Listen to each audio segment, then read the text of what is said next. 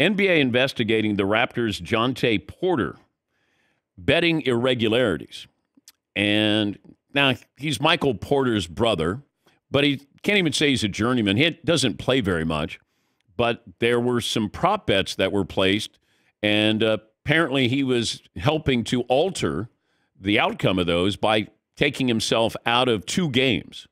And, this is where I feel comfortable, confident in the NBA and betting partners because they need to monitor this. That's how this came to light.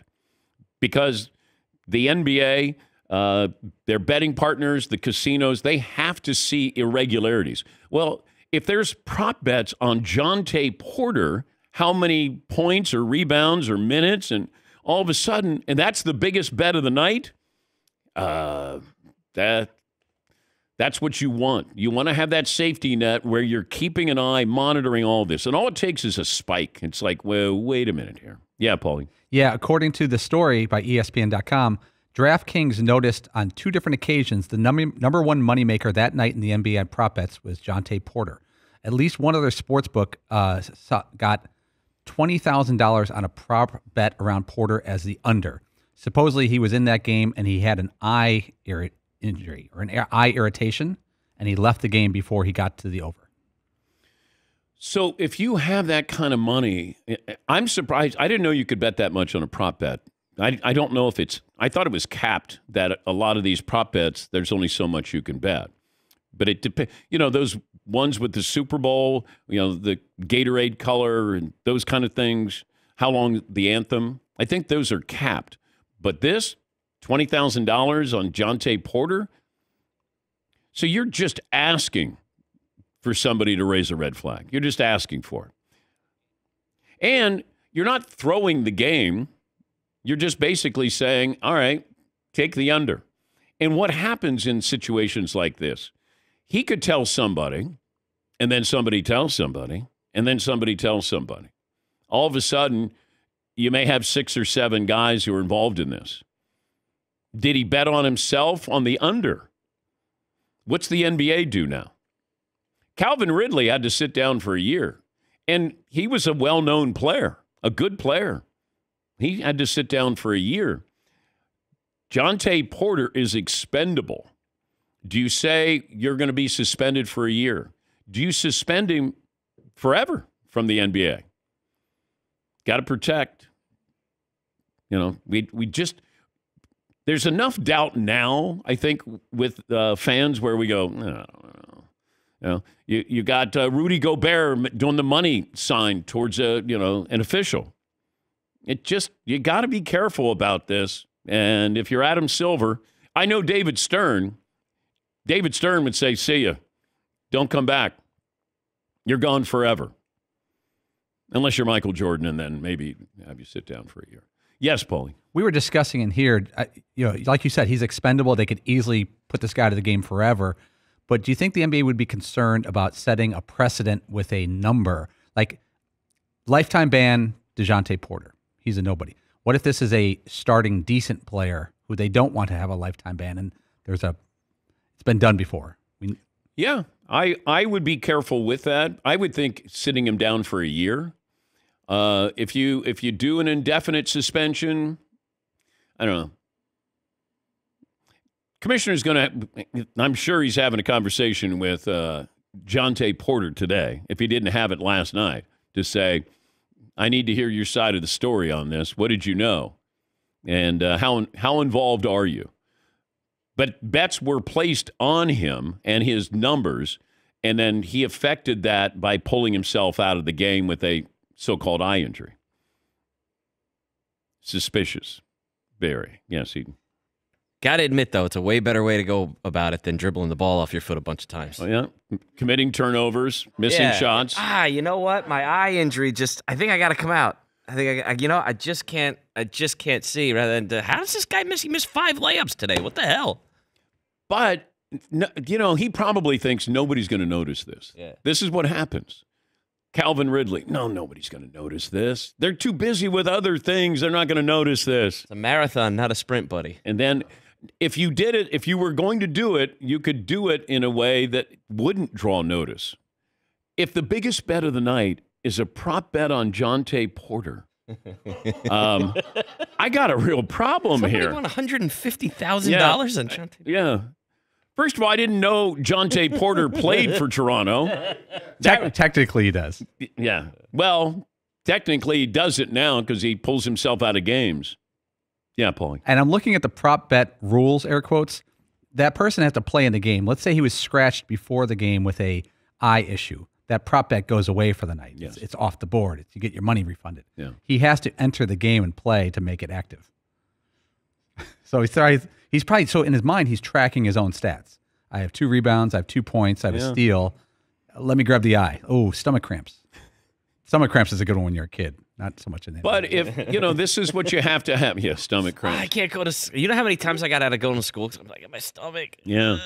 Yeah, Mom can't really find out if you're lying there. Yeah. Yes, Paul. But stomach cramps, she can give you Pepto. If you complain about when you're a child, it's for the kids out there. If you complain about a fever, that's when Mom is like, that's serious. You're staying home. So, but the NBA caught this. That's the most important part of all of this. Because, look, I could easily rail on this and say we are headed towards, some kind of big problem here with one of these sports, with gambling. We just are. Because now we're covering. I'm watching ESPN yesterday. They're covering the story while covering the gambling aspect of the story, and they're in business. They have their own gambling site. So we're headed this way. It's the Titanic, and there is an iceberg out there, or 2, or 3, or 4. It's inevitable. Now, this guy, Jontay Porter, makes $475,000 a year.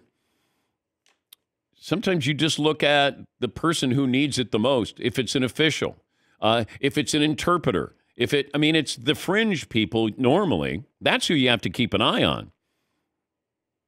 It's not like, Patrick Mahomes will get caught up in, trying to throw a game. He's got all the money that he needs. So it's not the marquee player that I worry about. It's the fringe player or the friend of a fringe player. Give me inside information. That's how these leagues are going to get dinged here. But it's the Titanic, and there's icebergs out there, and everybody's going, "Hey, this is great. We're living in the lap of luxury. Everybody's making money. Everybody's having fun. Come on in. No life jacket required." And then all of a sudden, you realize, there could be stuff going on right now that we don't know yet. And then it's going to be, I'll be damned. Yeah, Paul. I'm looking at the new CBA. I'm trying to find NBA's language for punishment for betting on sports. MLB has it clear. You could find it. I can't find it for NBA. But under the new CBA, NBA players are allowed to have partnerships and sponsorships to some level with betting sites. They're even allowed to own up to 1% of a betting site. Still not allowed to bet on sports, of course. Yeah. But they can have sponsorships and partnerships. Yeah. And look, we have a partnership with DraftKings.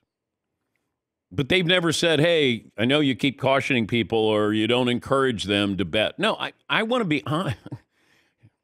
I didn't last 40 years trying to deceive people. I have to be honest with you. There has to be some kind of trust, and I would always caution you. If you do it, don't do it to make money. And do it where you can cover your bets. And if you're doing it for entertainment, just be smart with your entertainment because you will not win. You will not beat the system. Trust me, you will not. If you have fun with it, and that's the key word, fun. But I've seen too many scenarios, and I've been in those scenarios before where it's like, I got my ass handed to me on Saturday and Sunday. I'm going to go get them. I'm going to go get them on Monday. And you know what? Tuesday morning, I'm taking a check over to my bookie. Yeah. That's funny. That's real. That is real. And if there's so many people who, it's like, oh, it starts out fun, and then all of a sudden it's not fun. And then all of a sudden it's like, I got a problem here. And then all of a sudden, you got to ask somebody for money. Well, why am I giving you $5,000? Well, I'm gambling. I speak from experience. Have fun with it. I'm entertained by it. I love watching people gamble. If I go to Vegas, I will sit or I'll stand and watch people play blackjack or poker or roulette. I love watching the energy. But, man, do I know that feeling. All of a sudden, it's like, I got 16. Oh, I'm going to hit. Boom. I got 22. Wait, how much did I lose? Yeah. It's real, man. It's real. Paulie? And for you young people out there, if you go too deep, you're the translator. Mom and dad are Shohei Ohtani. They have to clean up your mess. Yeah. Can you imagine saying to your parents, there's been some videos online, you could see them, where kids tell their parents about betting, both good and bad, and it's fascinating. It's hard to tell if they're real or not, but can you imagine telling your parents, I'm down 20 grand or a bigger number than that? Yeah, and how did you get down 20 grand? First of all, it goes back to what I've said. Bookies need to be paid. They don't go, I'm going to let this slide. Not that amount of money. They don't let that slide. And that's why I was curious about Ohtani's interpreter letting it slide. Hey, you lost, you owe me $500,000. They want that money. They're not waiting. It's not a layaway plan. It's, I need the money. And then you get desperate. And then maybe you're, logging on to Ohtani's, financial account, bank account. And then you're transferring money. Sounds crazy, but it's not.